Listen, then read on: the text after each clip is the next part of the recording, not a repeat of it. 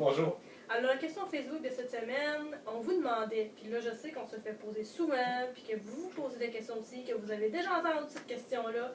Est-ce que c'est une fatalité de prendre du poids quand on arrête de fumer? Là, on règle ça cette semaine une bonne fois pour toutes.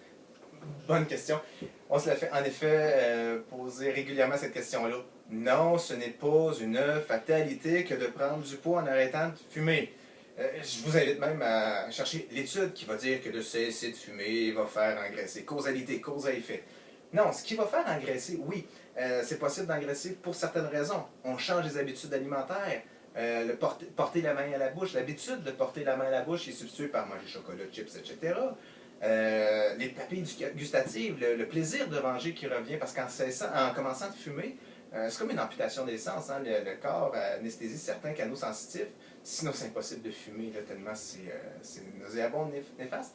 Donc, en arrêtant de fumer, vous retrouvez ce plaisir de manger-là, de goûter. Donc, oui, les habitudes peuvent faire engraisser. C'est pas cesser de fumer, ce sont les habitudes. Donc, par l'hypnose, on va changer l'habitude que vous aviez de fumer par une autre. On crée dans le fond une nouvelle dépendance, si vous voulez, une bonne dépendance saine qui va vous aider. Donc, à cesser de fumer ne fait pas engraisser. Puis de toute façon, si vous arrivez avec la mentalité « je vais cesser de fumer, donc je vais engraisser », vous vous programmez déjà à un mode de vie qui va créer ça. S'il vous plaît, si vous choisissez de cesser de fumer, ou si vous connaissez des gens qui veulent cesser de fumer, expliquez-leur que ce sont les habitudes qui vont être associées à cet arrêt de tabagisme qui va faire la différence.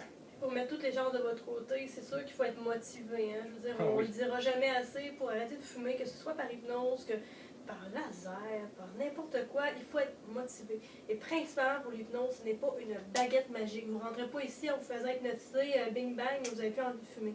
Fait que dans tous les cas, dans la vie en général, que ce soit pour les arrêts de fumer, pour les phobies, etc., il faut être motivé, il faut le vouloir. Parce que dans le fond, ça fait l'effet.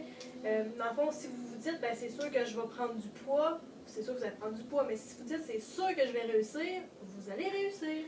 Et tant qu'à en parler justement de la motivation, le désir, la volonté de cesser de fumer, ben, sur le site internet www.hypnochoix.com, il y a un petit quiz à répondre si jamais vous êtes ou vous connaissez quelqu'un qui veut cesser de fumer, voir si vous êtes un bon candidat pour arrêter de fumer. Donc vous répondez, vous avez une bonne idée avec ça. Sinon, ben, on apprécie toujours vos commentaires, suggestions, que ce soit ici dans le bas de la vidéo, dans la section commentaires. N'oubliez pas de vous abonner.